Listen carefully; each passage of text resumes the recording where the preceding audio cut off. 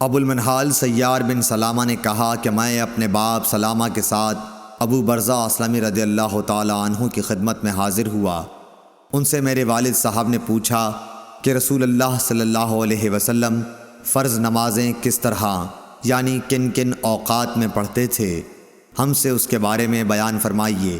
انہوں نے فرمایا کہ آپ ہجویر، ظہر جسے تم صلاۃ اولیٰ کہتے ہو، سورج ڈھلتے ہی پڑھتے تھے، اور آپ کے عصر پڑھنے کے بعد کوئی بھی شخص اپنے گھر واپس ہوتا اور وہ بھی مدینے کے سب سے آخری کنارے پر تو سورج ابھی صاف اور روشن ہوتا۔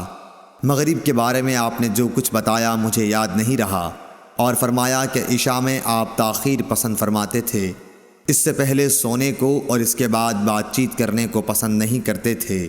صبح کی نماز سے جب آپ فارغ ہوتے تو ہم اپنے قریب بیٹھے ہوئے دوسرے شخص کو پہچان لیتے۔ آپ صلی اللہ علیہ وسلم فجر میں 60 سے 100 تک آیتیں پڑھتے تھے۔ صحیح بخاری حدیث نمبر 599۔